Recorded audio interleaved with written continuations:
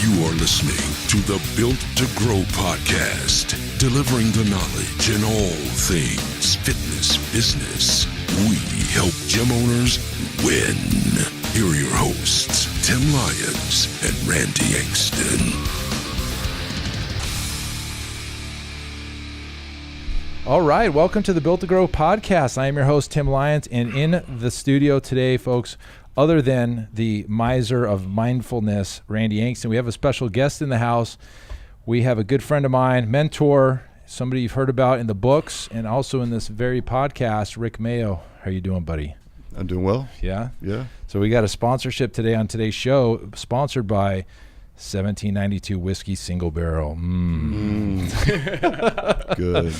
So Rick was in town, and he gave me a holler. He was leaving Atlanta this morning, and he said, "Hey, Tim, what are you guys doing?" I said, "Just grinding," because that's what we always do. But he wanted to hang out. I said, "Come on by and let's jump on a podcast." So totally unplanned, but I know you guys are going to get some good value out of this one because, well, 1792. And consider the source. Yeah, and the source, obviously. So, Rick, you're in town. What are we speaking about over there? I'm going to talk about something we call job of the product. Job of the product. Yep. So essentially a concept around, what is the true job of a product or service? And once you know that, how much easier you can align your marketing, your customer experiences, and totally integrate your business to what that job is. So, I like to do, you guys know I like to do a lot of continuing education. Totally. Yep. Harvard Business School offers a really cool suite of online courses that you can take. I remember when you were taking that. Yep. So the concept was taught by Clay Christensen, who's the head of their Harvard Business School. Okay. One of the most innovative business minds of our age, for sure. So it's a really interesting way to look at your business, a cool lens to put on to look at it, and once you do it changes a lot about how you think about what you really do for your customer. Right. Yeah. In really the gym setting, in any setting, because it's obviously all business, but you relate it. Because I remember you speaking about this at that last event, and I know and it was a really good thing. And actually, I took what you told me back to the team, and it opens your perspective a little bit, right? Yep. It's like, what are we really doing here? And I know that they have that analogy with the milkshake. It was actually really eye opening. So yeah, very cool, very cool. How long are you in town for? Just 2 days. In and out. Are you, so for those of you that don't know Rick, I think like everybody knows Rick because I do. I should kind of introduce Rick for a little bit. So if you haven't heard in the last couple podcasts ago, and if you haven't read the book, I met Rick back in, I want to say about 2009. It's been about 10 years now. And I got referred to you by Thomas Plummer, and he said, "Hey, you got to go talk to Rick." And I go out and met Rick, and he's running an operation that's just crushing. He's doing 7 figures, and this is in 2009. And you opened in 1992? Correct. So you don't want to say his age, but my man's been around the block a little bit, and he's learned some things, but he's very successful. And I feel like I was one of your first clients on that level, coming out. Yeah, it's true. Paying for your time. Yep.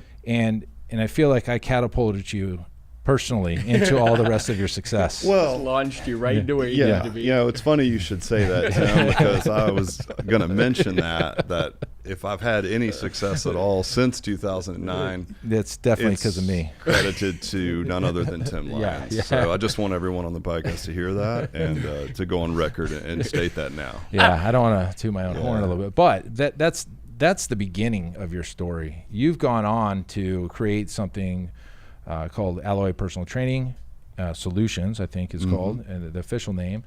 And it's really taken off. You're in how many different clubs right now? Yeah, so we've licensed 2,000 clubs. What? Worldwide. Yep. Wow.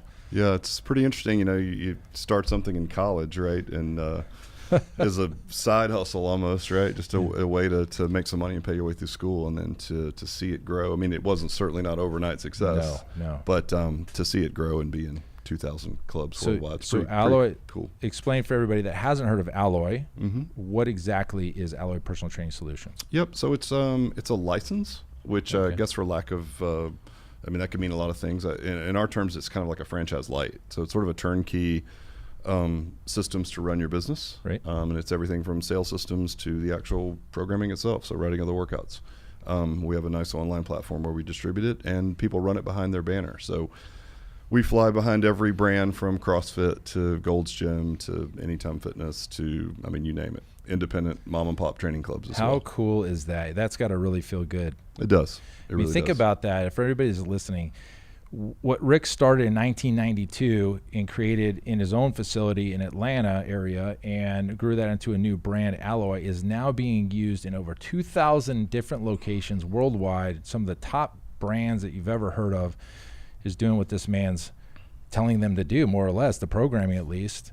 And it's coming from HQ, so that's awesome, man. That's super appreciate cool. that. Yeah, it really is. You know, it's like, I know you guys understand this, but once you get things rolling, it's easy to forget where you started, and then just every now and then, you shouldn't do it too often, but every now and then you get a little break in the action, and you sort of take stock of where you are and maybe where you started, and it's pretty humbling, honestly. Yeah, it's cool. Pretty awesome. cool. And so Alloy, being a training solution for big box gyms, small box gyms, whatever, personal training studios, is now evolving. Are we allowed to talk about that? Sure, yeah, let's do it. Tell me the next phase of what Alloys can become. Yeah, so it's been an interesting shift in the industry overall. So I think when we first started, I'll back up a minute to like, why did we start a licensing program? And everyone's like, wow, I want to, was that part of your bigger plan? I'd like to do something similar, whatever that is. And the honest answer is no, not at all. So when we started, it was, we were just plugging away, doing a little bit of consulting for other training gym owners like us, and a Gold's Gym guy from our market stopped by and said, hey,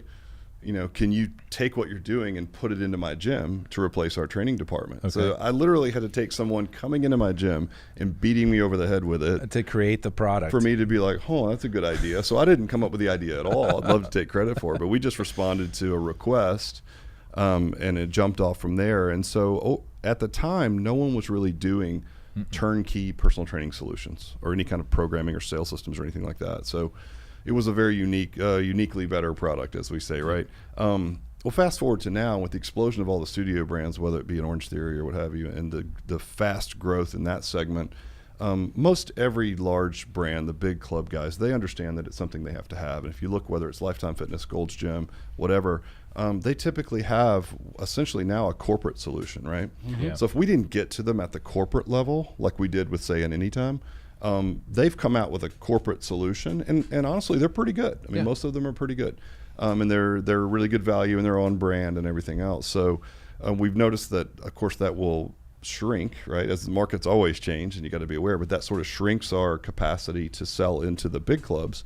So we've noticed our evolving customer is more of a training club guy. Yeah, sure. And we've always had both. We've always been about a 60-40, right? But if you look at the training club customer for us, the best vehicle for that type of customer is really a franchise model. So what we're currently doing is moving from a licensed model into a franchise model. And the real difference for anybody that's listening that's like, well, what's the difference is essentially you'll be able to run our name on the front door, and we'll be able to give you a better support system, right? Right. Business system, software suggestions, kind of bundle it all up and just give you a business in a box. Boom. Whereas now, people sort of pick and choose what they need from us, which sounds great. But if you ask me, Tim or Randy, like, hey, I want to go to a club and see what Alloy looks like, it's going to look different no matter where you go, because they're cherry picking the parts and pieces they want. That's a great good point. In some respects, bad in others. Yeah. So we're super excited. Obviously, franchising is very litigious and sort of heavy business to set up. So that's part's been a bit of a challenge, but I've learned a ton, and we're super excited about where we're headed with it. Man, that's awesome. So what's the forecast look like? Do we have any grand scheme plan of how many total clubs over time? Or yeah, I mean, listen, our goal now, and I'm sure we'll learn as we go, is 350 in 5 years. Nice. Which here's some interesting stats I learned about franchising. We've had access to, let's just say, Anytime Fitness. Super impressed with those guys. The Chuck and Dave, the founders, are great dudes. The franchisees are solid. It's just a really well-run business, and to us that's been normal, right? That's our peek under the covers, is at that one. And it turns out they're just a complete unicorn. Yeah. So there's 3,800 franchises in the U.S. of all different types. Think pizza, Subway, whatever that is. Okay, 3,800 different brands out there. 38 total franchises that have started in the U.S. Actually, but okay, it is surprisingly low. So 3,800 total. Okay, 3,800 total. Only 15% ever bust 50 units. So that means only 15% of those 3,800 ever open more than 50 stores or have more than 50 franchisees. That's crazy. Yeah, so we hired a great company, to help us sort of handhold us through the franchise process, since it's kind of complicated. Yeah. You paid for somebody else's expertise. We did, and we paid handsomely for someone else's expertise. But I'll tell you, being as far into it as we are, it's been invaluable. I would pay at least that. Yeah. And it was probably the best thing. Don't let them hear this. Yeah, exactly. Hopefully they're not listening in, but it's too late. We've already got it. But yeah, in walking through, when they sit down and say, hey, let's formulate a goal, where do you guys see yourself being in 5 years? Of course, I'm thinking through the lens of 5,000. So I flippantly say, I don't know, 3,000, and the guy almost falls out of his chair, right? He's like, let me share a few stats with you. And I almost wish he hadn't done that. But at the same time, 350, if you think about 15% having more than 50, right? That's still pretty aggressive. And I think we can get there. Yeah. And listen, we've got a pretty good reach in the industry, and I know it's maybe a different customer than we've been servicing, but I think we can do it. I know you can do it. Everything you've done is pretty much panned out. I'm sure you've had some failures somewhere. Little ones here and there, but everything never failed. Not one fail. Pure execution. So Randy, you mentioned real quick, and I know this ties back to another episode, is here's Rick at the level he is. He doesn't know how to do something. What does he end up doing? He hired a coach. Yeah. That's something that we talk about consistently is being an entrepreneur. You feel like you're out on an island, and a lot of these mom and pop facilities, standalone gyms that aren't under a franchise or under a corporate brand, they don't know where to go. They don't know how to progress. They don't know what to do. And we're big proponents for finding a coach, finding a mastermind group, finding some way of finding that education, shortening the time it's going to take you in order to reach that solution or reach that goal. Yep. Yeah, think about it. This is a good parallel to maybe some of the things you guys are doing now, right, with your coaching groups and mindset coaching, things like that. When we bought into this franchise group, you're talking about well into the six figures to have them tell us how to do it, right? Right. But how invaluable is it when you get someone who shows you, they help you build your business model, right? They tell you how to sell a franchise. I've never sold a franchise, right? It's different than a license. So every little step of the process has been mapped out for us. And if I'm good at anything, if I'm going to pay that money, I'm going to follow those directions to a T. Oh, yeah. And why would I not? Why would you not? I'm literally putting my trust and money towards, what I consider to be the best in the business as far as expertise. To do anything other than what they told me would be absolute insanity. Right. So, and all the time it happens. It does. Maybe not at that level. And this brings up a great point that we talk about price and perceived value. And when you charge enough for your training services, for your coaching services, the people that pay the most pay attention the most. They value. Yep. It's like clients in your gym, right? Yep. So who has the best retention rate of any clients in our gyms? The ones that pay the most. Yep. That's not just because of the product that they get. There's some psychology around paying more and then it disturbing you enough to actually use it and take advantage of it, right? So it's the same kind of thing. So, and it goes back to if you undercharge or if something's free, like a free offer, there's no skin in the game. There's no reason for somebody to come in and use that. Yep. Well, that's the catch-22. I want a bunch of leads, but my thing is free. Now they're not coming in. What's the problem? Yeah, there's pros and cons to everything, and that's one of them. But to your point, the more that you pay, the more that somebody's going to pay attention, right? The more that somebody pays. So going back to Alloy, we've got this new franchise model. This is great. Being the licensee in all these gyms, obviously you serve all different types of clientele, and I'm sure you've got services for, the younger demos and the higher demos, older, higher, training demos, team training. I like higher, personally. Yeah, that's just much better word. Yeah, I'll take that. Older demos. Are we changing direction with Alloys when we go into the franchise model? Is that going to look any different than what you're doing now? Actually, yeah. So what we found in the 27 years that we've been in business, and we opened by the way, we did open a concept gym 3 years ago to stress test our proposed model, and it worked out really well. Yep. So we're not just blindly going into this. So we have all this empirical evidence from all these people that we work with. And what we found is the most successful training gyms are typically doing more what we would describe as personal training. Like they might be doing it in a small group setting so you can scale it a little bit, not one-on-one so much, or maybe a little bit of one-on-one, right? But those particular clubs, whether it's in our STS business coaching group or Alloy licensees or you and I in these side conversations, those are the gyms that are typically doing the best, right? Right. So when we look at it, there's no one in that space right now. You know, you've got sort of your Orange Theories and all these hit franchises, and they're all chasing, 30-year-old moms, if you will, right? The same avatar, everyone. All of them, yeah. And so what I will tell you is when we looked at going to franchising, I would not want to be the 35th guy coming out with a hit franchise now. It's just too late. Honestly, it is. So what does that mean? Well, we're going to go to, we're going to sell to and service what we think we know well and what we've done. And honestly, we'll call it active aging, which is maybe not the best term, but just think about 50 plus. 50 right? plus. Yep. And what brand out there is serving that market? They're not. Everyone speaks to it. If you go to Ursa or you read any metrics, everyone's like, this is the future. Look at some of the metrics that we can pull immediately, right? 70% of all disposable income in the U.S. is held by people 50 plus. Yet only 5% of marketing dollars are spent there. So this isn't just for this isn't just for fitness. I think intuitively, anyone that we work with that does well, they service that clientele. It's where they make their big money. Yeah. But this is for anybody in any business. Why would you not want to service that market? They spend twice as much online as people under 50. Is that true? That's 100% so true. 50 and over spend twice as much online as 50 and under. Anybody under 50. That's correct. Online.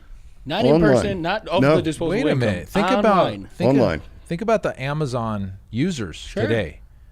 And they're the ones over there, that 50 and over crowd are over there just pounding away on that little phone, What's buying the everything. fastest growing group on Facebook? Fastest growing? Well, I know the slowest growing is the youngest. So the fastest growing has got to be the oldest. Yeah. Interesting. Yeah. Well, they're getting older, and the longer they're staying on the platform, they're kind of bumping up by default. Right. But they're staying on the platform. Yeah. Whereas the younger ones are they're going off Instagram, Snapchat, TikTok. Yeah, we could talk to that. The young shiny ball syndrome, for so many. Well, doesn't that though? What's the latest and greatest type of thing, And doesn't that parallel with what we're talking about in fitness, right? Like that's the person who's going to buy ClassPass and jump to 15 different fitness brands. They're the ones buying the cycling, HIIT, time again, not committing to anything. Right? Absolutely. You got 50 plus. It's like I can do the same amount of marketing and get a 55-year-old guy with a hip replacement. I'm gonna get him 3 days a week for 10 years. 10 right? years. Right. 38 months at $370 Which a month. Which speaks to the biggest number that we talk about the most. Is your lifetime client value. Lifetime client value, yeah. Now, let me ask you this. When you do a lot of coaching, how many gyms that you speak with know what that number is? Offhand or before I teach them what that is? Oh, right when you talk to them. When you first ask them. 20% maybe? Okay. Not even. Maybe. Okay. Maybe. That would be an estimate. That would be knowing and it wouldn't be an actual number. It would be an estimate based on, on average, people stay with me about a year. Yeah, they don't know. It's not a hard number. It's not, hey, cool. I pulled my mind body reports, and I know for a fact this is. Yeah. Yeah. But you're basically telling me that you think it's a really important number. It's crucial. Right. Especially coming for from. the sake of this podcast, know the lifetime value of a customer. If you take one thing from today. Right. Yeah. Obviously, with us and our background through this point in marketing. Yes. Cost per acquisition versus lifetime value is probably that's the ratio, the dynamics. That's the important aspect of the marketing. That's how we measure wins and losses. Front end revenue is exactly where everybody's focused right now. And these 6-week challenges, these win back options, these bait and switch campaigns, guys, it's great when you can add $50, $60, $80, $100,000 to your gym in a short period of time. But none of those clients are staying in your business 6 months from now. Right. And so it's great for cash flow, it's great for influx, and it's a great, shock value. But you're not growing your business. Right. It's a short play. And that's not obviously listen to the experts that are telling you longevity, sustainability, growth. You have to focus on the true numbers that move your business. Yep. Exactly. And we did this exercise when I was talking to you about who hey, we ran all of our numbers, and it's pretty clear the clients that pay the most stay the longest. I said anybody that spends $399 or more with us about 36 months. I told you that. You're like, yeah, 375 is 38 months. Yep. Like, wait a minute. And then I said, hey, anybody that's in our team training, like 149 and under, they're about 9 months. 10 months. 10 months. It's the same thing. And so that was a year and a half, maybe a year ago now, and all of my marketing's changed to You look at our website, you look at our app, look at everything's a little bit older. And I know some of our clients are listening. That's not the hit. It's just we want to serve you.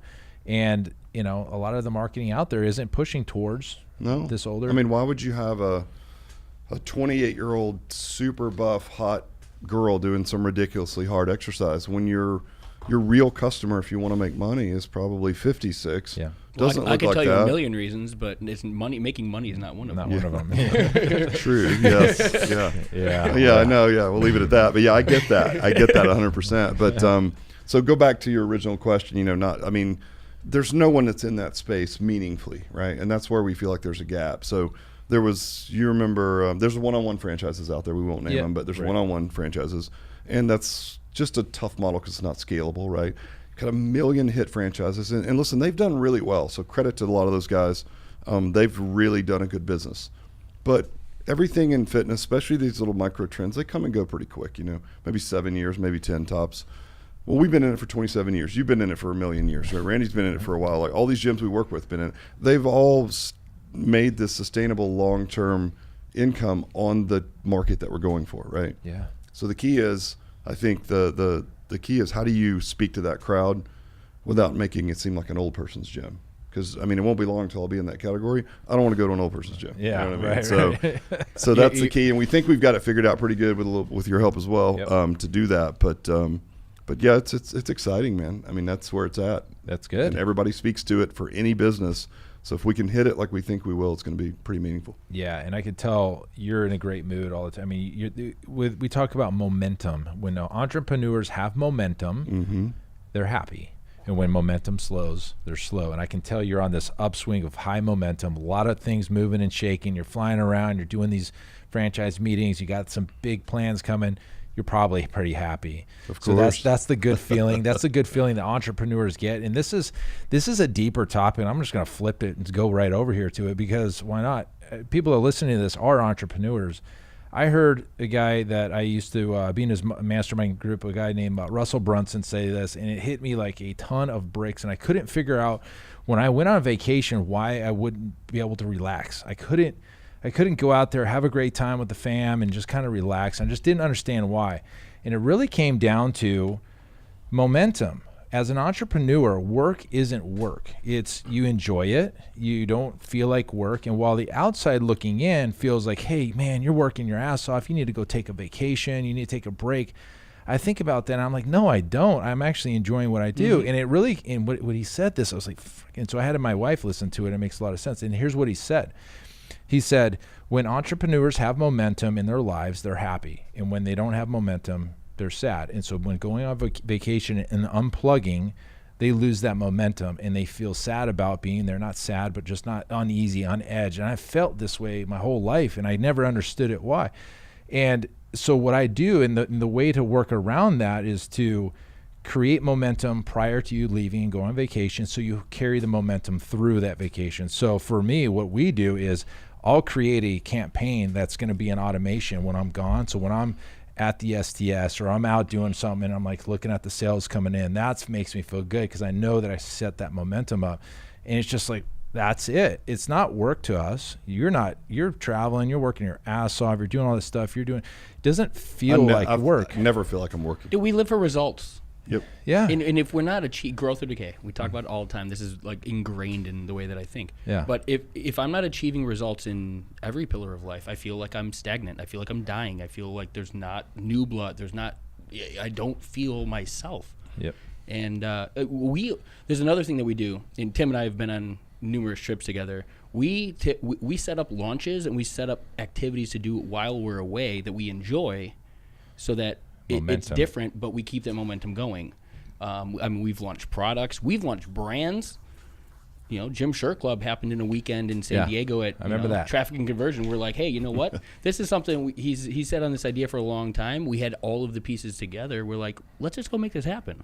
And so we set that goal. We went to Traffic and Conversion, and the day we checked into our Airbnb, I said, by the time we leave here, this business better be launched. And so we went to the event, we came back, we worked all night. We went to the event, we worked all night. And by the end of it, we had our launch and it was out there and we were already making sales by the time we came home. We met the supplier at that event. Remember that? Yeah. And we created this momentum while we were out on vacation. So it was like super cool. And so I could feel like that's how you're feeling because you're like, pumped up all the time, which is awesome. No, it's great. I mean, do you guys ever read Jim Collins' book? He had Good to Great, right? And then he had Great by Choice. And in Great by Choice, he talks about this two guys. The first two guys, and of course their names escape me. It probably has to do with this, whatever we're drinking here. But these two dudes are basically racing to be the first one to the South Pole, right? Okay. And they take on two different strategies. So one guy, like he gets up, and if like it's a nice day, he goes all out, right? And if it's crappy one day, he'll do really bad weather, he'll wait, And then the other guy does a strategy that was coined in the book as the 20-mile march. So good or bad weather, whatever, he's going to do 20 miles systematically every single day, right? Okay. And of course, the one guy got within, miles of the South Pole and it didn't make it, ended up perishing, right? The other guy made it, right? No big deal. So it was just no big deal. Yeah, illustrating the 20-mile march. And what they're talking about in Great by Choice was like the companies that do over time much better, just diligently do the 20-mile march work. And I think for me anyway, just to pass this back to you guys and see what you think. I struggle with that. Like at the conceiving an idea early on and getting momentum. And of course I got a pretty big team. So like, hell, I was just in New Zealand for a month riding a motorcycle. Yeah, we know. Like, we saw it. Yeah, whatever. But but stuff's being done, right? Yeah. So like people are executing a plan of attack and we're moving this thing forward. So there's still that momentum there. Like I'm 100% sure this thing's going to work. So we're going to get the franchise up and rolling. Once we hit our stride and we're moving along, that's where it's most dangerous for me. Does that make sense? Yes. So the thing's running, but you have to do your 20-mile march. Like you can't just abandon it and jump onto a next idea. That's the bane of the entrepreneur. So that's it. I'd like to hear what you guys think about that. Like, from a mindset, I mean, that's the way I structure every day. It's the small things built up over time. One of my favorite books is The Compound Effect. And it literally breaks down the simple little things that you do every day. Apply it over time.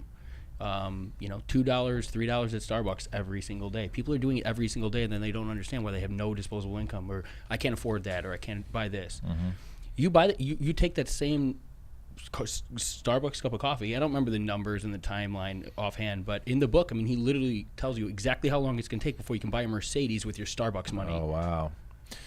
Well, yeah, to Rick's point, it's the mundane activities, the tasks that you have to do every day. I fight this too. I get these big ideas, I go crush these things, and everything's great. And a guy named Frank Kern mentioned this in his one of his podcasts the other day, not even maybe a week ago, the same thing. He goes, I work with gyms. I work with businesses all the time, and they go and we talk to them, and it's like, hey, well, where's their money coming from? How did that work for you? And they said, well, we did this one thing, and it was amazing. We made all this money. And then we did this and this, and it wasn't making money. Well, wait a minute. Go do the thing. Go back, and they pay this guy money to tell him this. Go back and do the thing that was making you all the money. That's the mundane task. That's the 20-mile march. Yeah, the 20-mile march. And I would say this, too, as you scale your business, like I think it's your job as a leader and entrepreneur to be a thought leader, right? And to tell your team what's possible and to come up with these grand, crazy ideas and to drive your team to think that those things are possible and to get them to move that direction, right? But you have to if you're not going to do it yourself, you have to be sure that you don't communicate every harebrained idea to your team. So all that, as they say, shit rolls downstream, right? So your guys get really confused, and they'll hear that you're just shooting the room, right? Where it's like, let them do the 20-mile march, because you're not going to be able to. Your job is to decide what's next, right? Mm-hmm. It is, as a leader, and to get your team to understand, buy into the vision, and to let them know that you can get there probably quicker and better than they think that you can. But somebody's got to do the 20-mile march. Somebody has to do it. So if it's not going to be you, you got to get your team in place, give them those objectives, and then let them do their work, and don't barrage them with a ton of crazy ideas. Here's my question for the both of you. As business owners yourselves, respectively, when you get that feeling that momentum's slowing, that you're not, at the top, what do you do? Do you lean on others? Do you go back to what you knew was working? How do you individually What is your method for getting back into momentum and pushing forward? Yeah, I mean, I'll take it first, then you Okay, go. yeah, But go ahead. I would say that it's not so much that, like, it's not when the momentum is slowing that the business is bad. That's the thing you have to remember, right? Yep. So, like, Tim creates a new concept or something, new marketing company, gym shirts, whatever that is. He launches it. It's doing well, and it might even be growing at a pace that you had originally planned. You are the one that doesn't want to do the 20-mile march, but your business is on it, Yes. right? So even though you've lost momentum personally, Yep. it doesn't mean your business has lost momentum. So that's the thing to recognize is, like, if your business is telling you through your numbers that something's off, you need to pivot, right? But if your business is doing fine and you're just bored as an entrepreneur and you got to feed that, you've got to really work to temper that or have an outlet for that. Like have a group that you get together with to talk about ideas or take a course or do something to get that entrepreneur side fed.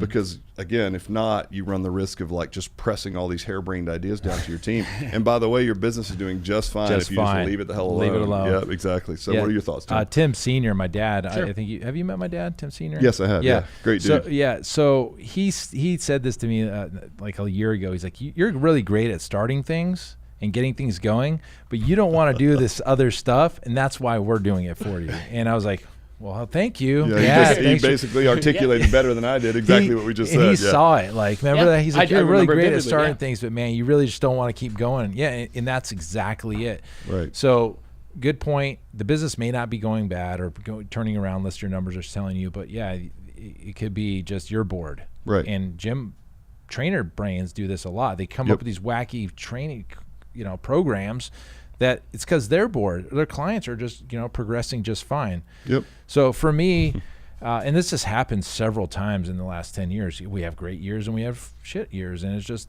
part of where we are. I mean, not like Rick, where he's just been on the straight diagonal top right graph his whole life. It's great years. Always just up. And I have to sit back, and especially in the marketing company, just everything changes overnight. Out of nowhere, something will change and nothing works, and then all of a sudden it works again and we go all in. So what I've found is we have to go all in when times are good, all in, make hay when the sun shines is what we say. And when it's not, I know at least we've got enough to carry us through. Let me sit back and analyze. It's really slowing down and looking at what is going on, because we go in a million different directions, especially at ProFit, because again, it changes. We're coming up with this idea, and this works, and we're testing this and splitting that, and we're working so yeah, it's just taking a big fat step back and slowing your ass down and seeing, because what we did a lot of times is like, awesome, that works so well, let's try something else. And it happens all the time. So we go back to that thing, and it's working awesome. Just stay with it. Stick with what works. And in this day and age, there's so many ways to communicate ideas. This way, Instagram. This is a way. So you run the risk of like losing your audience if they think that you're scattershot, right? So they feel like they're just getting a grasp on maybe where you're headed, and then bam, you're off. And it's just that entrepreneurial mind that's spewing out and that's good, but at the same time, you got to be really careful because you'll lose them, right? You'll lose them, yeah. What about when it comes to a business? Something that came, I think it was another podcast I was listening to, I don't remember which one, but they were talking about the highs and lows of business. And when you have a business that's, let's say, I don't want to say stagnant, but it's not growing at the rate that you expect it to, it's not the position you're in today, it's what was done to put you in that position. Do you guys ever have those, like, those heart-to-hearts with yourself or your business on, oh my God, I mean, this is where it is today. What have I been doing that got me here, as opposed to what can I do to get me there? Do we ever run into those lulls where it was a matter of, hey, cool, oh, I was wrong. I haven't been doing that work. I haven't been doing my 20 miles. I haven't been. Yeah, of course. I mean, this happens to me all the time. I mean, if you just look at my first brick and mortar, when I'm talking about different concepts and things, I find myself doing talks, lectures at different events, and I will consistently say over and over, we used to do that, or we used to do this, or we used to do this, and I'm giving people tips in the audience on customer service techniques or little things that would enhance the customer experience. And I'm thinking to myself, as I'm speaking, in the back of my mind, I'm thinking, we don't even do that anymore. Like, why are we not doing that, right? We should be doing that. I'm literally sitting in the audience listening to myself, and I immediately go and tell my team, these things worked really well. Why did we get away from that? It's kind of like they don't really know, right? So that's what happens when you've been in business that long. But I think there's that, and then there's also like, the entrepreneur's job is to try to figure out what's next. Sure, absolutely. I always use this analogy with the Wayne Gretzky, right? I loved it. There was a great book about him, and somebody asked me, it wasn't very athletic, right? So you look at him, he's like kind of skinny and scrawny, but a lot of people argue he's the greatest hockey player of all time. Yeah. He is. So a sports reporter asked him one time, pretty pointedly, like, hey man, you're not that athletic. How are you so good at hockey? And he had a great answer. He said, it's pretty simple. Like, I don't skate where the puck is. I skate where the puck is going. So that's exactly how we feel like with our business. It's like, it's my job to take a step back, look at from crop duster height, look at the big picture, and figure out where we need to skate, all the while not disrupting what we're currently doing, which might actually be working, right? Yes. So I may see the writing on the wall that like, okay, this is probably not where we need to go.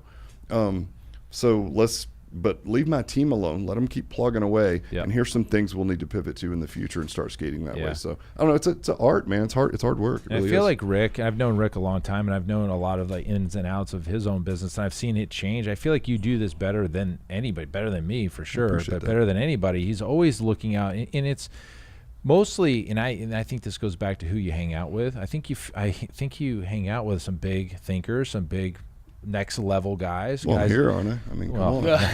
yeah, Come on. like I feel like not that you get the inside stock tip, but you see what they're seeing, you think like they're thinking, and you hear what they're saying, and it's all of a sudden, well, wait a minute, and you bring that back. And it goes to that guy sitting in the seminar, hearing the guy that's doing what they want to do, telling them what to do, but you're the guy that goes and does it versus the guy, like the 99% of the people that go to a seminar and they just sit there and they hear all the direction, they just go and they don't do anything. Right. So I think the winners do take action. It comes back to the podcast we just did earlier today. Take action. If your intention doesn't meet, or if your action doesn't match your intentions, you're lying to yourself, and you're So you never actually have gonna to do work, is what you're Oh my saying? God! Right? It's You amazing. just have to think Amazing. it. You have to think Let's it. just end this now. That's all I need to know. Do work, right? Do work. All right. So that's probably that concludes the real part of the episode. Let's talk some shop here. How about all right, so kind of to spin off of that, but Yep. along the same lines, shiny ball syndrome, fitness, offers, things that are happening in our marketplace. We basically just came off of saying, hey, stick with what works. That's what we just said. You know what I mean? With the majority of the belief, right? We don't be ignorant to the fact that the next thing is coming, and you should be aware and observant and have one eye on that. But at the end of the day, don't change who you are in order to go pursue that. Some of the things that are happening in marketing, some of the things that have been offered and very popular lately, have kind of deterred and for lack of a better term, they've disrupted the marketplace in our opinion, our beliefs. How do you either save yourself from actually having taken that position, or how do you address certain things when the entire industry is now executing an offer that you don't align with, or it doesn't make sense with your business model or your lifetime client value? It's not supporting your goals. How do you make yourself stand out when everybody else is doing X, but you're here trying to sell Y? Well, I think you just answered the question. Everybody's doing X. Everybody's doing X. You wanna be If different? everybody's doing X, you probably don't want to do X. Because if the masses are already doing it, you're probably skating to where the puck is now. You're not skating to where the puck is going, right? You're going to miss it. So, listen, it's a little bit of dark magic and dark art, and you don't always hit a home run, right? Sure, You swing and miss a good deal, and that's part of being an entrepreneur. But I think just upskilling yourself, standing back, looking at markets, looking at conditions, figuring out where there's gaps, letting your team do their work, and then when you feel like it's time to pivot, you communicate it clearly to the team and why and when, and have a plan of attack, right? Right. Yeah, I don't know. I mean, it's a tough question, man. It's a good question, rough. but it's a tough question. It's tough for us. I mean, as a marketing agency, we want to provide the answer that our clients are looking for, as well as at the opposite end of the coin, knowing what it takes to be successful in the fitness industry, in sustainable, growing business. We want to give them the right answer, not the answer that they need now. And listen, I'm not just doing this because it's the podcast, but I just want to prop you guys for Yeah. a minute. Oh. I mean, we're not good at marketing. Like, I'll be the first to admit. Like, I'm a pretty good critical thinker, but because of the pace, certainly of digital marketing and how it changes, super difficult. So I don't envy you guys being in that spot. Yeah. But I have to say, you guys have done a pretty good job. Well, thank you. A lot of these guys are here today, gone tomorrow. You Yeah. know, a lot of it's smoke and mirrors. Like, what kind of online persona can you create for yourself? Yes. But you guys really do good nuts and bolts work. You really do. Thanks, man. And you dig in and you do right by folks. So yeah. Try our best. I'll give you guys some know? props for We're that. doing our best. Yeah, I mean, it's hard, dude. I don't envy you. Like, it's No. much easier to be providing like a brick and mortar solution or something like that. But marketing is just changes so fast. It does. And it's It so does. complicated. So I feel for you guys, but you could do a good job of it. Yeah, We we've appreciate we've that. talked about that how many times, how things change, right, and how things change. And I know what you're alluding to, and I would love to hear Rick's thoughts here. And it's really about, we were talking, I guess it was on a Facebook Live. Marketing companies that are coming out of the woodwork here and there are creating plays for the gyms to run. Yep. And they know it works because it worked at the last place and the two places before that it worked. And they're basically selling a turnkey solution, marketing. They give the meal plans to the gyms. They give the training plan, like you're going to have these guys train X times a week, and they're going to do this style of training, and they're going to eat this nutrition plan in this program that I'm going to market for you. And it blows my mind that gym owners are listening to marketing companies telling them how to train their clients, how to give nutrition advice to their clients, but they're buying it because they have to fit into the marketing play. The gym has to fit into the way the guys are doing the marketing. What's your thoughts about marketers giving gym owners advice on nutrition and how to train their clients just to run the play? Well, yeah, I mean, listen, it's just a different way to sell marketing, right? Yeah. It's like a different Thank you. approach. It's like, yeah, I mean, honestly, It's a hook. It's a different hook to sell marketing. So it's a little bit of the tail wagging the dog, I think, right? I mean, your business, you market your business. You identify the job of the product, right? And then you figure out how to create customer experiences around what that job does for someone. You know, we know in our type of gyms, it's not best shape of your life. So nutrition and all that's important. But listen, at the end of the day, most people that are coming in are buying for community. They really are. So it's like you're putting all this effort into this nutrition and all that. If you're buying into that as a gym owner, I would just say you challenge that notion. That may not even be what your clients want, right? Oh, yeah. So you're having someone who has a vested interest in selling you something completely different, telling you the job of your product to your customer when they don't really maybe know what that job is, right? I don't know. Are you following me? That's the big thing. Okay. I think you're spot on. And what I'm trying to teach gym owners is to wisen up and stop doing this and stop buying this. And marketers, that if you're listening to this, stop offering this. You're not the expert. I know you're putting a package together to sell the play because that's what gym owners are wanting. But as gym owners, you need to be professionals. You need to do the job. You need to know how to sell your clients. You need to know how to train your clients. You need to know what they should be eating. That's your job as the professional, not the marketing agency. I think that's a pet peeve of mine. That's why I'm going off this. Yeah, way. as a gym owner, you guys, the path of least resistance is not always the right path. Like that's really what that's what it is. Just because this marketing company is coming at you and saying, "Hey, cool, I have all of this for you for XYZ," that doesn't make it the right play just because it's cheap and affordable. You think about that and from take their it. standpoint. They're just trying to. It's like, here's more content for what we're, more value for the money that you're spending. Kind of like, hey, we'll give you everything you need. Yeah, no. But for the marketing agencies, I know why you're doing We it. know Of why they're course, selling of it. course. And for Sure. the marketing agencies that are out there that are selling or producing leads for gym owners that can't close the deals, you're forced to teach them how to sell deals, how to get on the phone, what to say to these clients, how to get them in their office, how to close the deal, because they're going to fire you. So you have to do it. And I understand it, but it just doesn't align with the thought. Like, this doesn't make sense Well, if to I'm me. an engineering firm and I want to hire a marketing firm, are they going to tell me how to engineer a bridge or a building? Right? No, they're not. No. They're going to bring me customers, right? It's like, that's it. And that's where it should stop. It's and where if it you should can't do that as a standalone service, maybe you should be doing something else. But it goes back to the membership. Trials, front end revenue is not the lifeblood of these businesses, and gym owners are stuck on that. And if you're going to a marketing company that's going to tell you, hey, this is the nutrition, this is the training protocol, and then we're going to market that, and then that client's in your gym for a set period of time, what do you convert that client into at the end of that? into your programs. So that don't exist I've in got this. somebody hooked by selling an apple, and now I'm now I have to go convert them into selling an orange, and that's the smart marketing play. Like, that's what we don't understand. That's the. I guess we're asking gym owners to be a little bit more.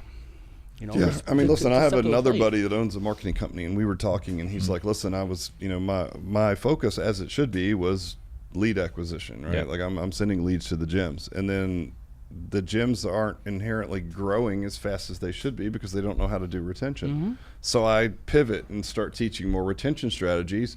Then I have people abandoning because now I'm not focused on lead acquisition anymore. So that's why I feel for you guys. Honestly, I'm just like, have at it, boys. I mean, you guys nailed are, it. You guys are better than I am because that's changing. The competition's changing. It's just Yep. this big mixed match with everything, and there is no magic bullet, guys. There is no magic.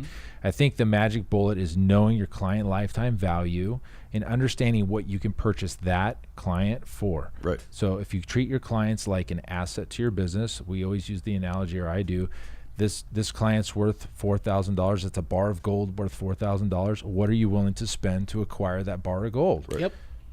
And we've got a formula for that or whatever. It's it's out there, but that's the real number. If you're buying customers, and there's a book, Buying Customers, Yep. and I'll give it to you. It's in the other room. I give them out. But so our lifetime value is Yeah.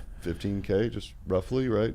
It costs us about $500 to acquire a new customer. that's a great deal. Now, listen, Great. a lot of that depends. That's your gross, right? So, like, what's your profit margin on that? So, say you're at 30%, it's $5,000. Anybody in the world would give $500 to then receive $5,000 back. And right? but how many So- times? As many times as you have $500, right? Exactly. And that's it goes back to what we were saying, right? Don't keep doing what works. Right. Do what works. Do what Yep. Stop works. trying yeah. to. Yep. Yeah, you see how I just rattled those numbers off? Every after we're done That's here, what his brain sounds like when he does math. I'm just gonna send Sounds him like an a email machine and be gun. like, "Hey, I need these statistics. I need these statistics." Yeah, I'm he's just got- gonna put them in the He's back got of my all the mind. statistics, Dude, so they're I'm right just there. going to ask him. All the answers. Actually, all the answers are in this bottle right here, apparently, because that's really not. It's really helping me quite a bit. That's really so. good. And I'm going to give a shout out to very the delicious. guys, Patty and I guess Erica. I call her Emily, but Erica, they showed us that Sure when she they came out. appreciates that. Yeah, she's like, "What the hell did you call?" That's the bottle right there. That stuff. That 1792. It's real nice, real Clark. nice. Real nice. Real nice. Yeah, it's real nice. Awesome. Okay, so anything else we need to ask this man? We only got him here for a short period of time. Anything you want. Oh, Give it up. yeah. Do you have any more stats and statistics? No. Yeah, Tell me about the latest AK. You got AK or AR? You got a new let's AR? talk about some fun things. The What- last AR I got was from Daniel Defense. It's a really nice. I never shoot it, but it's amazing. Mark 18. Yeah. Is it? It's actually the no, it's not the Mark. Yeah, it might be the Mark The 18. it's a SBR. Yeah, but it's an 18-inch, so it's not a 16-inch. Nope, Super not accurate. Not that Mark. Shoot, I'll have to look it up. I don't know the Uh-oh. model. See, It's really I got nice. you. Actually, I'm pretty sure you've shared that with me before. Yeah, I But- have. Show it to me. But when one you're one of the building things, it. That's nice. we're getting obviously whiskey, guns, a handful Yeah. of. Just, What's this podcast about again? America. We're growing. We're growing. America? I don't know. There's That's growth an somewhere. MURI. America. America. Yeah, I got that. A couple other things though. balls. You travel, right? So travel a ton. let's talk about some of the places that you've been. Obviously, your franchise or your licensees Yep. kind of allowed you to go see the world. Yeah, I mean, you think about it. You start something in college. You go from your house to your gym. Same schedule that a lot of your listeners, Yep. have. 6 a.m. to noon, right? Eat some food out of a stinky food out of a cooler. Yep. Maybe squeeze in a shitty workout. Maybe catch a nap in your gym. Yep. And then start back at 4 and work till 8 at night. I mean, that was my life for 10, talked 12 about that years, right? recently. Like, Yeah. so to now, like, I mean, I work at any imaginable weird hour, but I can also sleep till 9 or 10 o'clock, right? And I can travel to do that, and then have the opportunity to travel the world has been pretty special. So It's awesome. It's awesome. So where's the craziest place there's a licensee? I think I know it, but Yeah, I think I do too. do you have any in Poland? we have some in Poland, India. It's India? cool. We got one in India. We got one in Dubai. Dubai. I was going to Yeah. say that's an emerging. Tasmania. Tasmania. So we do this. This is kind of fun. Like every now and then. So do you guys know where that is? Everybody thinks Yeah, it's that's- off of Australia. Australia. Right? Okay, yeah. Yeah. Well, you Yeah. guys have been there. Like, Yeah. I've had people ask me, like, "Isn't that Africa?" I'm like, "No, that's Tanzania. It's different." But so we do this with our team. We'll talk every now and then because you want your team to understand the impact that you're having, right? Which so which team? Which company? Really the licensing team, but both. I mean, because the gyms are sort of laboratories for licensing, right? Yes. So we practice things there, and those become product.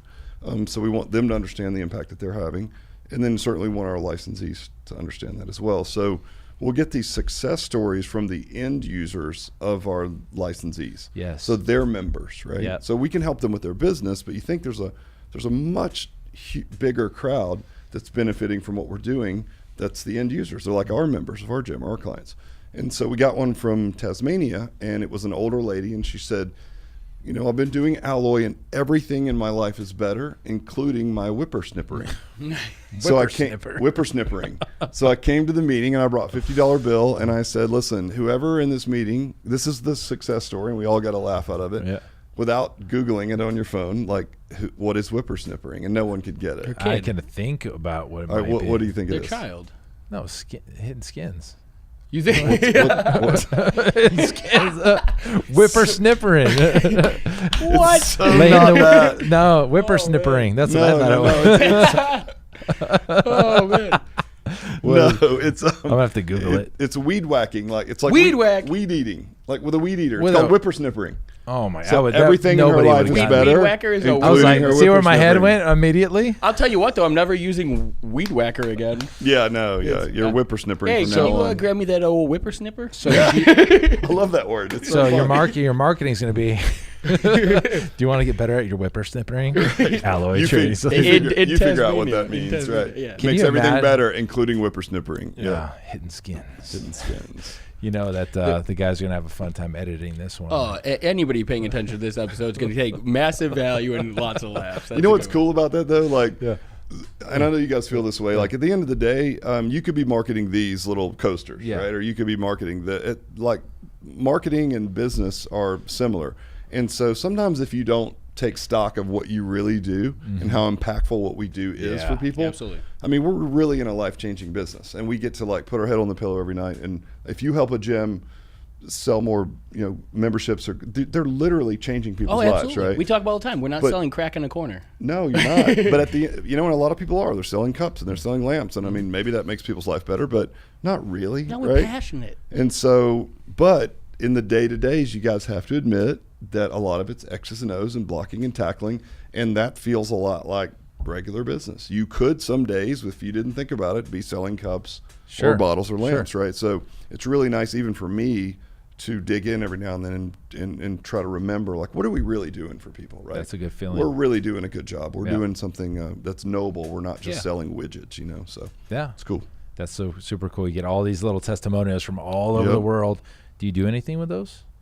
No, I guess we should. Just feed the team. I'm still hung up on whippersnippering. I know a marketing company he can toss those to that can help. Yeah, that's a really good idea. Yeah. Maybe. We'll figure it out. All those guys are hacks. Yeah, they're the worst. They're the worst. We already have that product. It's I already was there. reaching out to a company like that to say, help me market my licensing company, and all they wanted to do was sell me nutrition plans and tell me how to work out my clients. So just dropped them and moved on.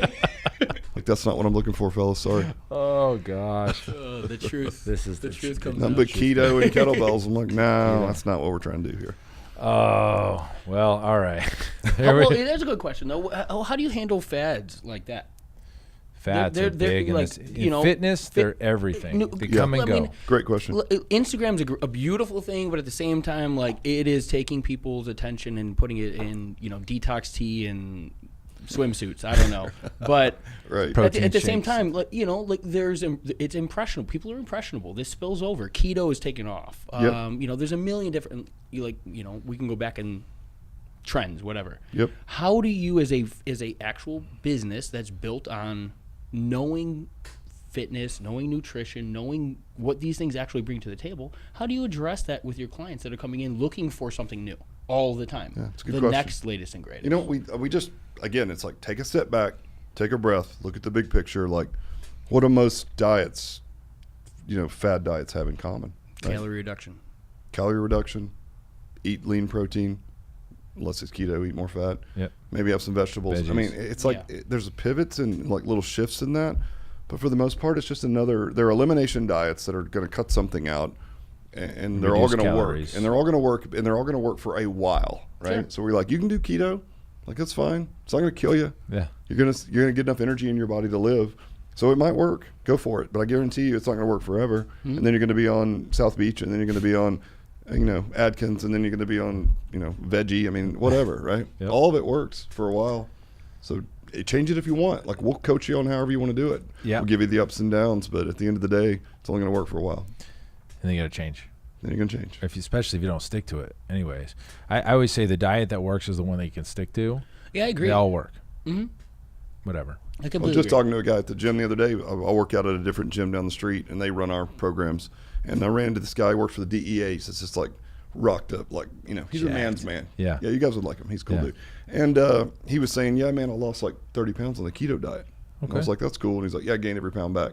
Interesting. And so now he's on to like some other diet, and he's lost 20 pounds. So he's on this like 25, 30 pound yo-yo, Yep. like all the time. And I asked him, I said, well, how do you feel about that? Going up and down. He's like, I've been doing that my whole life. So basically, he'll just jump on the latest thing that comes around and gain it and lose it. Yep. Sounds very It's similar. it's a trend. sounds- That's probably the ultimate trend, I think. Well, that's if something is on that trend, is the diet trend. something is on trend by default, it's going to go off trend. Off trend. That's it's a trend. That's the nature of a trend, right? Yeah. So if something's on trend, it's going out. So There you go. So leave it at that. for your non-business, And there not you- your business owner listeners, but maybe end user listeners. yeah, You know, or even business owners, like if it's trendy now, I guarantee you it's not going to be like all these hit They franchises. run We talk about their that. course. Yep. They run their course. Everything runs its course. As, So as big as CrossFit has been, it's Yeah. run. I feel like it's run its course. of course it has. There's more clubs closing than there are opening. Is that- we know that. Yeah. That's a fact. So, Yeah. and if you look at like maybe an Orange Theory, right? Amazing. They're batting 1,000. Not one store closed. It's early innings, but that's really good. But everything has a shelf life. So the real key to making the big money in these things is to come up with what's next, right? Scale it quickly, take a big round of capital or sell it or whatever and Yep. move on. Move on. Soul Cycle girls, I mean, those kind of things. It's $88 million. I mean, everybody wants that. Do they sell? Yeah, The this is original- all about- the original ones sold? They did. Yep. So, and the key is actually one of those ladies is now involved in WeWork. Right? Okay. So, yep. Pretty dynamic folks. But the thing that makes it hard and the thing that drives people like us crazy is you don't sit in a room and consciously decide what's next. You just don't. Right. Like you end up with the right trend. You might recognize it at the right time. You strike while the iron's hot and you blow it up. Yep. But for us to sit down and be like, all right, we're going to think What's tank the this. next thing? What's the next big thing? can't. What should we do next? It's Right. like you can't do it. You Can't know? do it. No one can do it. No, unless right. They don't know when they're doing it. They still don't know. That's No, the thing. you can create a culture that can recognize it Sure. and lean or into the it. environments to inspire it. Yeah. But Yeah. it doesn't Yeah, happen. you can have a culture that inspires thinking about what's next absolutely. or trying to Mastermind groups. recognize it. Yep. Coaches, things Yep. like that can open and expand thought. But to sit down and say, hey, what's the next huge What's the next- franchise going to be? I mean, It's like, how do not you- gonna lie, we love whiteboard sessions, but that's not that's not the place that the next idea comes from. not the Ever. big ones. I mean, it's not your next trend. not the trends. Like No. how can you ever? You can't do No, it. we, So- we can structure processes. We know how to make things. We can execute on a whiteboard, but that idea, you can't Yeah. sit around and force something like that. So to we're all happen. hedging our bets, right? Yeah. Hit the right market at the There right you time, go. the right product, Well- and you recognize it when it's there, and then you blow it up Well, quick. the thought process that you put yourself through to do this alloy and with the direction you are going, it makes sense. Yeah, like logically, I'm It like, makes sense. Makes Yeah. a lot of sense. Let's Now, go that way. We could swing and miss. We could knock it out of the Crush. park, right? Crush. It's like, but that's the risk. That's the fun part of That's it, being an what you're entrepreneur. doing, an entrepreneur, yep. Yep. You take That's what risks. that's what you do. So Yep. as a seasoned entrepreneur, as somebody who's built, successful businesses, I That's- said well, I'm seasoned. No, older than you. no. I don't mean that any way disrespectful. I mean seasoned in the fact that he's like old. you've seen success in multiple factions, right? So you've actually proven it's not just this isn't an overnight success type of thing.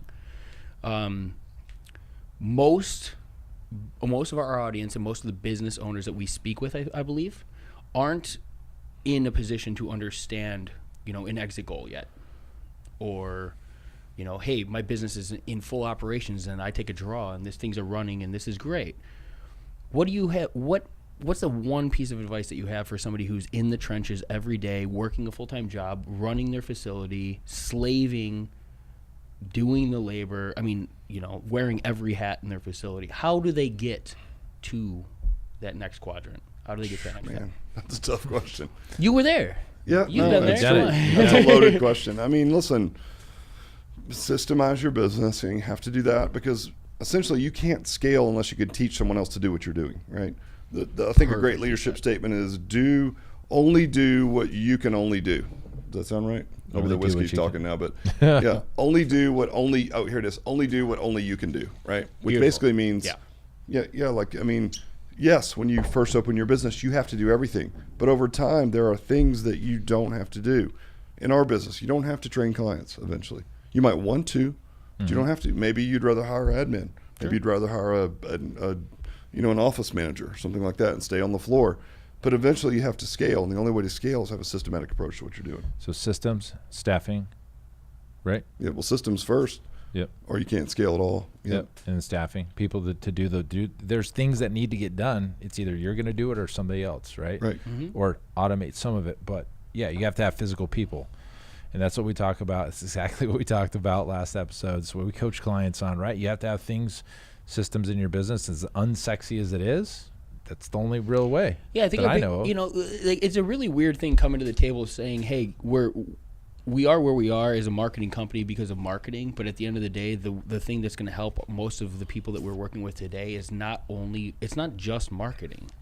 It's the systems that makes marketing actually work. Yep.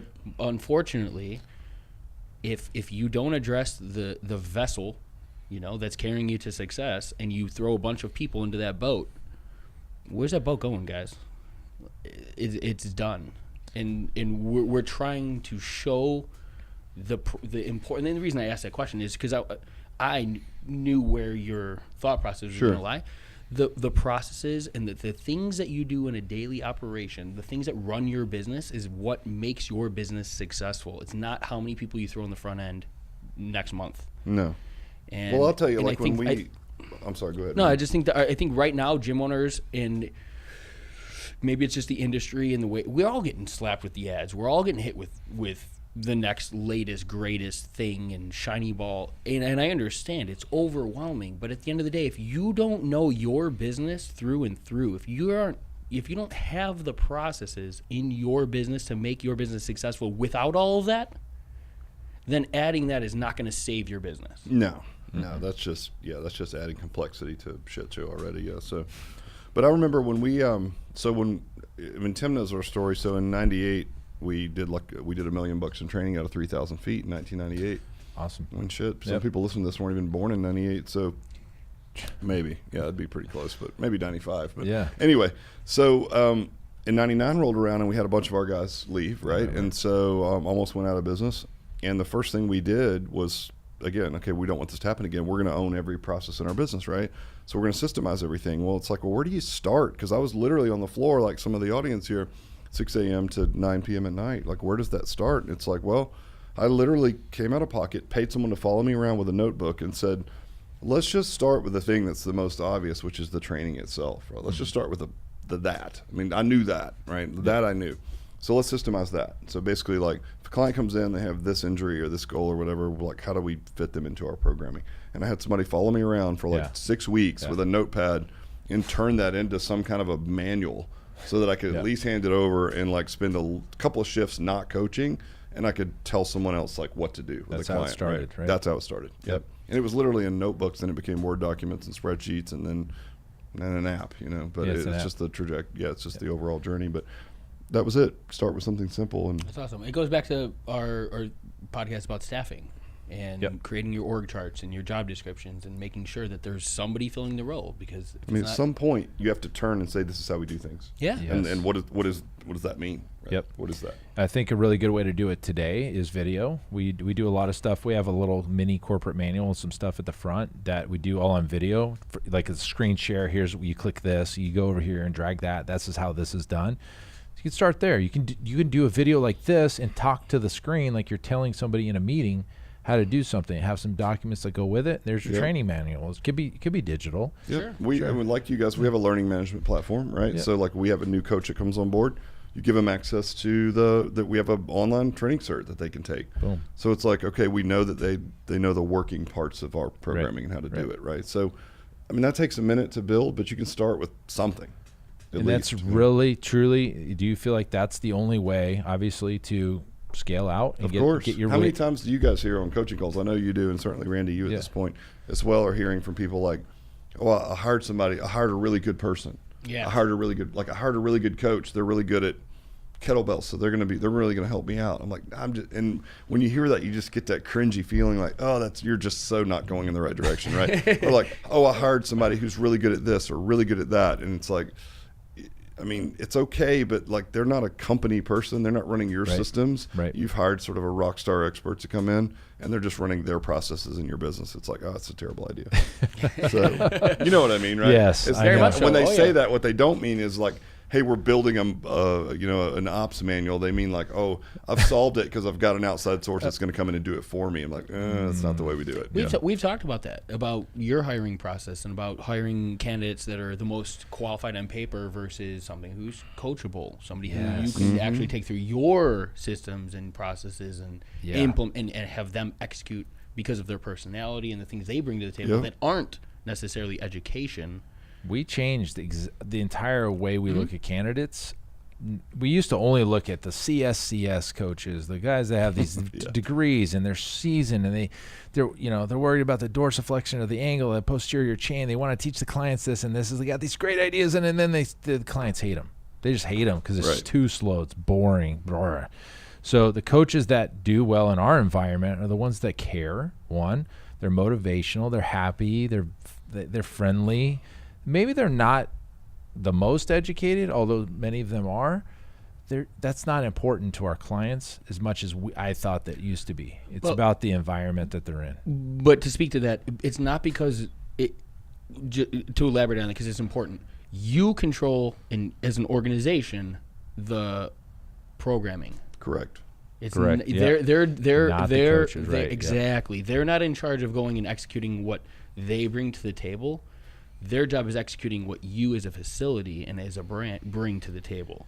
So that's important. Well, it's not like you go to Starbucks and you're like, hey, I want a latte, and the barista just whoops up whatever they want. And that's my point. Like exactly. you make the latte that you expect. Starbucks. You get the same one in Seattle as you get in Atlanta, right? Exactly. And for that reason, right? Yeah. And we've talked about controlling the client experience. Yep. And that has to happen from a facility, not from a trainer. So let me give Alloy Licensing a really fat plug in the wall here, because this is exactly what you create. Yep. So for the gym owner who's got a bunch of trainers doing all individual programs, and the experience is different for every client that trains with each coach, and you have no control, Alloy Personal Training Solutions is the answer for that, where you have a standardized training protocol, and then the coaches use that to train the clients instead of coming it up with their own, right? I feel like you're asking me to tell the haircut story. Are you? I said that story already. Did you? Yeah. Did. You Recently. You can't tell that story already. I've read the same book as you, man. It doesn't matter. Like, you can't tell the story, bro. You're stealing my thunder, man. You tell you. Actually, I don't think I told the story on the podcast. You did. 100%. Damn it. I know for a fact. I stole your thunder, brother. Why am I even here, man? I don't even know. Like, what are we doing? I don't know. Do you have any more stats that we could just like? Yeah. What else do you want to know? Oh, here's some interesting stats. So, I do have some good stats. It always has. Hey, you want to go back to some of the things? Stats time. Yeah, exactly. Stats time. All right, let's do things some that stats. keep us interested. All right, so here's some stats for you. Who wants to? Do you want to hear stats? I know you do. Yeah. So basically, look, if you're running a mostly what we call team training, which is a group training model, I'm not lying. Let's get serious for a minute. Yeah. All right. Real stats. Game That- face. that game whiskey's face. kicking. All right, Let look, me so- fill a cup in game face. Yeah, please. You hit me up. Yeah, with gotcha. it. All right, look, if you're running what we call a team training model, which is large group, Yeah. the average churn rate, so attrition rate per month, is 10%. Okay. So that's per month. Per month. So it doesn't take a lot of complicated math to figure out. That's 120% Yeah. in 12 months. So that means you're churning all of your clients over in around 10 months. Yeah. So you're turning over all of your clientele in 10 months. If we look at a personal training model, not team training, but like small group or group, one-on-one, either way, right? The churn rate's 3% a month. Ooh. So that means your retention rate is 65%, or you're churning 35% or 36%, whatever, right? Per year. So you tell me, if I'm going to spend $500 per lead, like we talked about before, do I want 38 months, right, at $370 a month, or do I want 10 months At 149. Yeah, I mean, I think the answer's simple, right? It's like, so these guys that are going out and starting these boot camps and stuff, I don't know, man. I just think you're crazy. I wouldn't do it. Stats time. Boom. Who wants stats? I love this because at the end of the day, our mission is to help business owners, people who actually aspire to like ascend through business owner roles and step into a position where if and when you want to step out of your business, you have that as a option. That's our goal here. Rick is bringing hard numbers, good. I mean, the logic's sound. He's obviously proven himself. I mean, something. Yeah. He's done okay, but I've been in business 55 years. He's not 55, is he? Did you know he sang for Queen? I did. I was actually supposed to do Live Aid, but Freddie Mercury stepped back in and I gave it up. But I mean, if you talk to the band, the other guys in the band, they pretty much wished I'd done it because it was better. But I mean, Freddie did a good job, and you got to let him have it. I mean, you know, he had some health issues. We wanted to let him do it, and it turned out all right. Pretty good. Have you seen that Bohemian Rhapsody? Yes. Okay, so I don't know about you guys, but like when you do public speaking, like you just want that moment, right? Yeah. Like that perfect moment, Right. Like that Live Aid performance at the end of that show, if that doesn't give you chill bumps, Oh yeah. you're insane. That was awesome. Here's what's crazy. You see that show. You saw the Live Aid, the reel to YouTube, and they pan over the audience, and it looks packed, right? It's like, oh, my God, there's thousands of heads. I think on the stats I looked up, it was like 55,000 people. And then I was like, holy cow, I played at Tennessee, and there's 108,000 people. It just doesn't make any sense. But I've never seen that many people in a concert. It's like, I would crap my pants. Well, and the thing is, they're eating out of the palm of his hand. Yeah, He's music's one calling of those it out, things. and and the whole crowd's Yes. repeating it. It's like, that's awesome. Yeah. It does. Music has And millions worldwide It has were something. watching that. There's Millions. something about Millions. music that makes it ties us together. It ties us to It does. like you're drawn in. I don't know. It just. I mean, it's SEC something so football unique. also. I will say that also. mean, come on, brings yeah, us- NCAA SEC football. SEC football. pretty much brings us together as well. I'm going to be honest, guys, there's no conference like SEC conference. And I live in a Pac-12 my whole life. Arizona State. My dad took me to games. Well, the thing about that is it's like 7-on-7. They don't play any defense. So, like, I mean, dude, It's the you came over culture. there. It's like, the culture. Yep. The SEC, I don't care where you're from, SEC dominates the culture of football and the quality on the happy field. right Believe now. me. Dude, So happy to hear him say that. dude, I don't care. I've been to every conference, and I've seen the quality. I've played against a few, Big Ten and SEC and Pac-12 or whatever, and it's SEC every time. Speed on the field. Get on the field in Big Ten that are just giant trees. They're massive humans. Oregon. Not so much speed over One there. variable. But SEC, the most athletic, but it's not even that. Forget about that. The culture of the town, of the football. Oh, Did you ever play at LSU? No, the year after they went down and played LSU. Drive through the South. But I went to a tailgate. I went to the game. It was ULM versus LSU the very next year after I left, and I went down there, and it was. I've heard their night games are absolutely insane. It was a night game. It was at 7 p.m. and Thursday day, the whole tailgate section was packed full of RVs, and there was freaking barbecues going, and we're walking in the tents, and I'm high-fiving people. I was like, woo, yeah. Nuts. Purple and gold everywhere. I did it at Florida, Alabama, Tennessee, Georgia, and I haven't been to Georgia, but I've been to those at least, and it's amazing. It's so cool. You know, like, do you guys remember when the Falcons got in trouble for piping in fake noise into the stadium? That's Do you guys a team? remember that? I didn't know Still a that. team? No. Yeah, I that's did a not football hear team that. out of Atlanta. Yeah, it's strange. I've heard of them once. It's a professional team, NFL. Yeah, so not They have a beautiful stadium, don't they? They do, Mercedes-Benz or something like that. Yeah. But so the Falcons got in trouble one year for piping in sound into the playoff game, right? Interesting. And everyone's like, why would they need to do that? I'm like, well, because no one cares about the Falcons. Because if you live in Atlanta, if you do business, you end up in Atlanta, right? We are literally a 2.5-hour drive from all the schools you just named and all the schools that win championships, right? It's an hour and a half to Clemson. It's a couple hours to Alabama, Auburn, Florida, Georgia, obviously, Georgia Tech, South Carolina, Tennessee. I mean, they're all right there. I guess I never thought about that. So, there's huge fan bases for all those schools. So when they don't when have Sunday football rolls around, no one cares. No one's around. No one cares. You want to hear something sad? Arizona State, they were the only one around here. They have 65,000 students, and it's like a ghost town in there, especially if they're not winning. It's That's crazy. It's bad. And even in the big games, let's just say USC comes and it's Arizona State USC, the corners of the stadium are empty. And it's like, come on, guys. You have no idea how awesome this is. It's fair weather. It's just Pac-12. I don't know what to say. And it's a big school. It's a great stadium. They did a bunch of renovations. But the fans here, go to a Diamondbacks game, you hear a pin drop in the stadium. It's bad. It is bad. Well, I mean, to speak to that, though. We're all down at Lake Havasu Arizona, parties. Arizona's also, getting hammered. I mean, granted, the fan base in Arizona is very new. It's the newest state of all 50. The sports teams most are under 20 years they spent here in the state. I can understand that because at the same time, as a Chicago transplant myself, I go to a Chicago game at any of those venues. And I have a packed fucking stadium of home game for me. You know what I mean? And I want to be at every in Arizona. Yeah.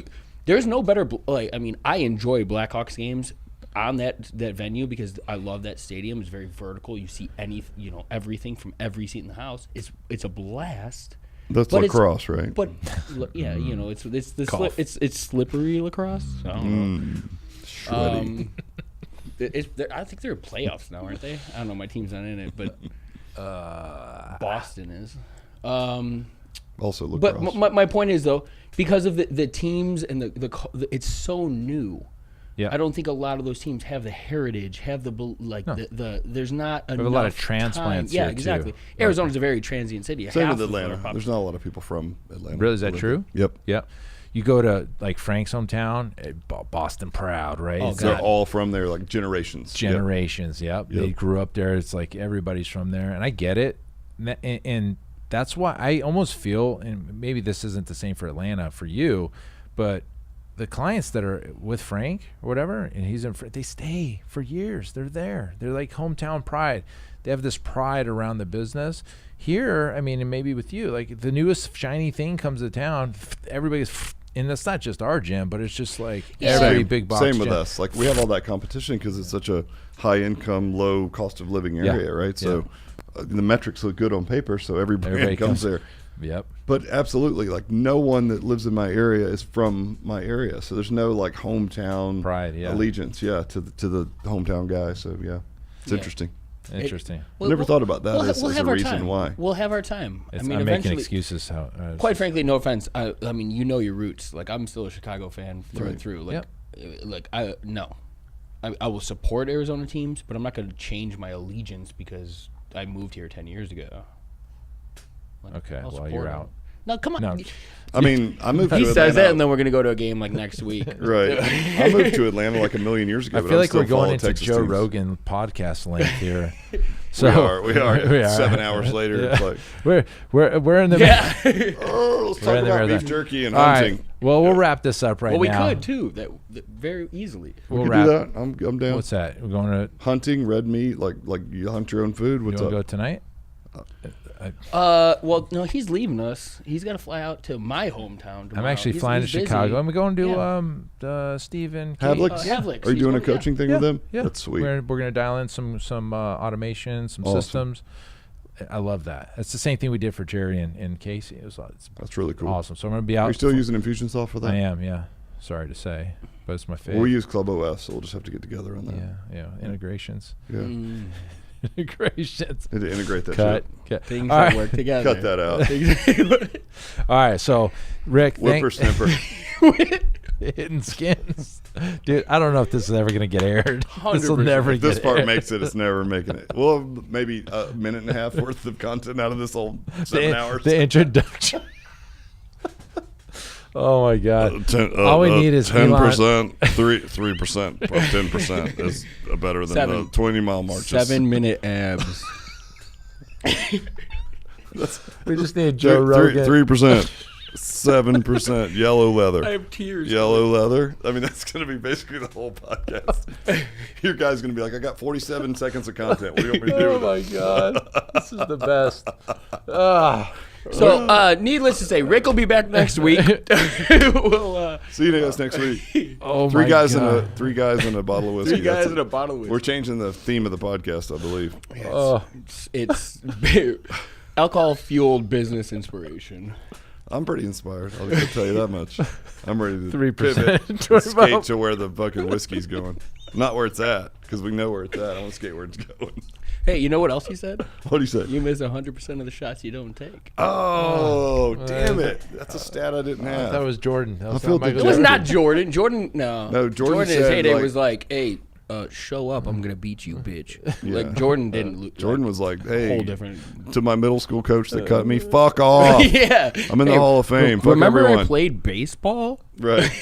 Oh, I forgot about that. Yeah, we all. But remember his Hall of Fame speech? He was like that. He was like, yeah, and by the way, to my 8th grade coach, like, I just want to let him know, like, He said this? yeah. You know he got cut. He said what? He He got, got cut from, like, his middle school basketball team. from his 8th Talking grade about team. Jordan? Jordan Yeah, got cut but at from his I think Hall it of was Fame 8th grade speech, team. after all he accomplished, he, like, went at this motherfucker still. He went after him. Yeah, he's that competitive. It still bothers him today. I'm like, after Wow. all he's done, I he gotta still pull works- that up. Little still YouTube on sweating that. his 8th grade basketball coach. I'm like, And the got guy- some issues, bro. The guy's like feels like horrible. Yep. He killed himself. Out Can there. the three of us jumped agree off a that he's bridge. better than LeBron? Yes. I mean, he's like from my era, so I'm like, yeah. Do you think him and LeBron in playing the same game?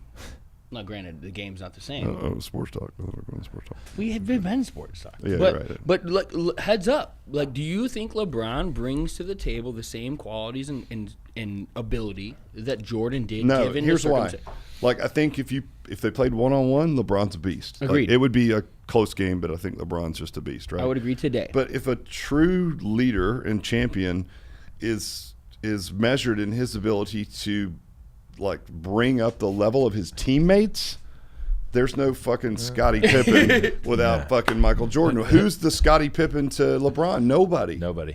Whoever they buy next, He has to put up 60 or they Dwayne don't win, Wade, right? back when they were in the Heat. Mr. Chicago. Yeah, and that wasn't even like That wasn't even- it that was- wasn't even Pippinish. Remember the three-peat? Remember not the whole, so like, that- we bought a Pip- team, Pippinish. dropped them in Miami, yep. we had to go do this whole thing. They won though, Here's right? the They thing. won. They They won. won thing- one championship. down there. Definitively, All right. the reason that I will agreed. All right, guys, I'm biased as like bias gets. I'm from Chicago, but I'm a statistics guy. I'm a math guy. I love logic. How can you argue that LeBron is the best player in the game when he cannot come close to Jordan's stats? Not even close. Is it not close? Dude, he's played more games. He's missed more shots. There's not a stat other than the fact that he's got a handful of rings. Cool. He beat him in the most points. I was about to scored. say, I thought he had Yeah, like but it most took him points. more games. It took him more shots. He missed more shots. I don't think I'm anybody sorry. at this table thinks LeBron's better than Jordan. No. I don't. That was don't. my question. No, Jordan's the bomb. Like, dude, he was the best. And I don't see anybody. Plus, it's all doing about this- stories, right? Like, They don't. The shit he did in the air, he would go up for the dunk. And How then about defense? Nobody's Remember got when him in the defense was free a throw thing? line. Remember when Put it defense down. was a thing in the NBA? Remember when Yeah. traveling was called? Dude, Well, the yeah. thing about Jordan is he's got all these like stories around him, like come out with the flu, The flu game. puking in a bucket, and put up 48 points. Like nobody's doing that shit no, these days. no, they're He was taking a nap. and all that shit that he came. He's out taken in 3 his games speech, for his all that weird mental stuff. health ability. That's for, what drives him. That's what makes him crazy, But it He's- made him amazing. He was the best. He still is the best. Is he? Yeah, he's still the best. There's like football teams that are sponsored by Nike that now have Jordan. Have you seen Isn't that that? interesting? Yeah, Pat- it's like Jordan is its own brand. now. Michigan Pat football Perez, has it. My That's, our boy Jumpman. Pat Golfer. Perez, golfer Pat Perez, local boy. Hey, shout out to Pat. Pat. Let's get Pat on the show. Pat's a great. Pat should be I'd here. love to. Yeah. I'd love to. Pat. Love to chat with Pat. God But bless. he, yeah, Let's get he's Pat on the show. He's a Jordan guy. He only wears Jordans, and he's a golfer. But is he sponsored Yeah. by? Oh, by He's got the by Jumpman logo He wears and all Jumpmans. that. That's Oh, so yeah. cool. But isn't he sponsored by Bill Murray Golf? Yes. William Murray Golf. William Murray Golf. So he's got Yeah, his two. apparel. We were talking about Bill Murray. The Oh legend yeah, of we were Bill- talking about some of those. So you Bill want Murray. to talk about the execution of happiness? Somebody who can just go fulfill other people's happiness as a living. Talking about Bill Murray, Bill Pat Murray. Perez, and Jordan on the Built to Grow podcast, guys. Can you believe what's You never know where it's going to go, guys. Stats, 20-mile march. I'm going to win. Stats, 10%, 3%, and 4.75%. Yes, stats. 6-minute abs. Step into my office. All right, I'm cutting this off. My new podcast handle is going to be stats. Yeah. All right, guys, I'm cutting this off. Hey, thanks for joining us today. Thank you, Rick, for stopping in. And as always, Randy in the house. Until next time, guys, keep changing lives. We'll see you on the next episode. Bye. Peace.